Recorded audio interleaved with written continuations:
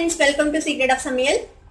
இன்னைக்கு இந்த பிளேட்ல இருக்கிறது என்ன அப்படி நீங்க பாக்குறீங்களா? இது வந்து golden fried prawns இல்ல.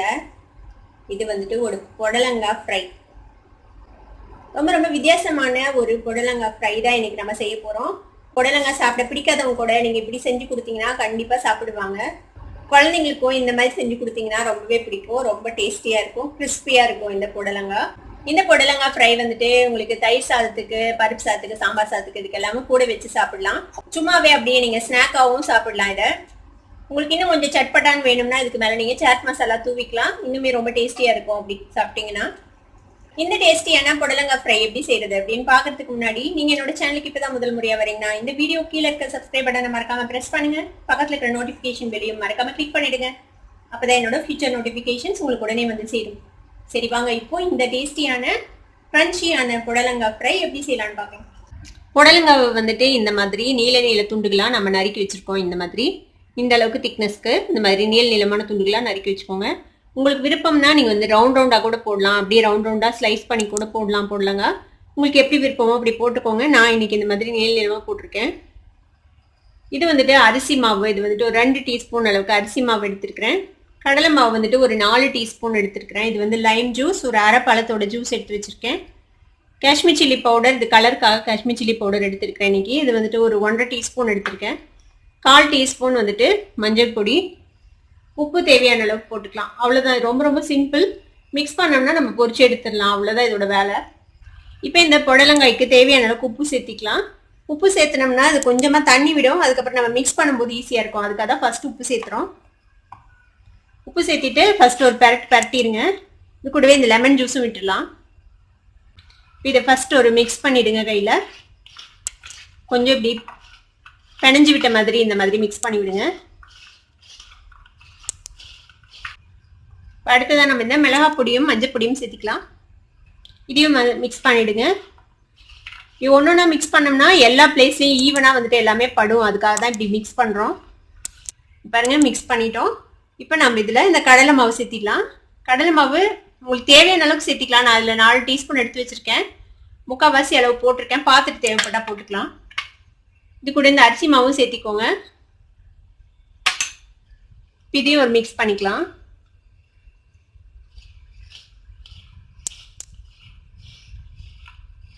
இந்த மாவும் எல்லா புடலங்காய் மேலேயும் கோட் ஆகணும். அந்த மாதிரி நம்ம மிக்ஸ் பண்ணிக்கணும்.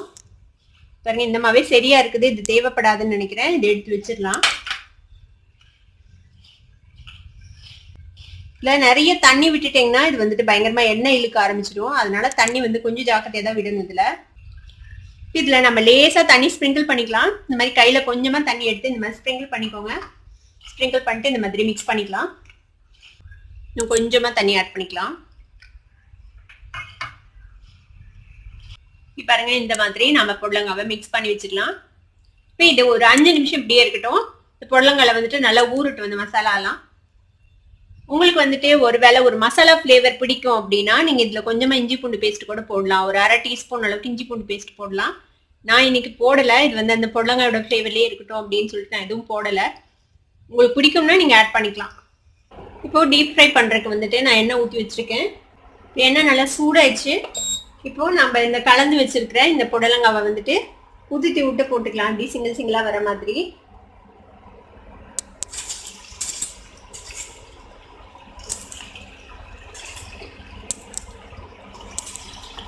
நம்ம பக்கோடா போடுற மாதிரி தான் இந்த மாதிரி உதிர்த்தி விட்டு போட்டுக்கோங்க. தனித்தனியா விளையாடுற மாதிரி.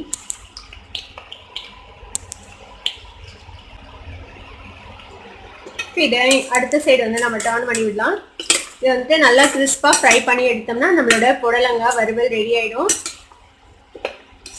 இது புடலங்காய் வறுவல் சொல்லலாம், இல்லை புடலங்காய் பக்கோடான்னு சொல்லலாம், இல்லைன்னா புடலங்காய் 65ன்னு சொல்லலாம். எப்படி பேர் வேணாலும் நம்ம பேர் வச்சுக்கலாம். இது வந்துட்டு எங்க ஊர் சைட்ல வந்துட்டு இந்த ஐட்டம் வந்துட்டு கல்யாண விருந்துகள்ல வந்துட்டு வைப்பாங்க. எப்படி நம்ம காலிஃப்ளவர் 65 எல்லாம் செய்யறாங்களோ அந்த மாதிரி இந்த புடலங்காய் ஃப்ரைமே ரொம்பவே ஃபேமஸ் எங்க ஏரியால. ஆனால் இது வீட்டில் அதிகம் செய்ய மாட்டாங்க. கல்யாண விருந்தில் வந்துட்டு வைப்பாங்க. இது திடீர்னு பார்த்தா ப்ரான்ஸ் ஃப்ரை மாதிரி தெரியுதுல, அந்த வளைவாக இருக்கிறதுனால கோல்டன் ஃப்ரைட் ப்ரான்ஸ் மாதிரியே இருக்குது பார்க்க. இப்போ பாருங்க, ஃப்ரை ஆயிடுச்சு. இந்த அளவுக்கு கிறிஸ்ப் பண்ண போதும். இப்போ பாருங்க, நல்லா கிறிஸ்ப் ஆயிடுச்சு. இப்போ இப்போ நம்ம இதை எண்ணெயிலேருந்து எடுத்துடலாம். இந்த மாதிரி ஒரு டிஷ்யூ பேப்பரில் வச்சுடுங்க. 5 மினிட்ஸ்க்கு மேலே இதை ஊற வைக்க வேணாம். ரொம்ப நேரம் ஊற விட்டீங்கனாலும் தண்ணி விட்டுரும் புடலங்காய். பாருங்க எவ்வளோ சூப்பராக நம்மளோட புடலங்காய் ஃப்ரை ரெடி ஆயிடுச்சு. மீதி இருக்கிற புடலங்காயும் நம்ம இதே மாதிரி பொரிச்சு எடுத்துடலாம்.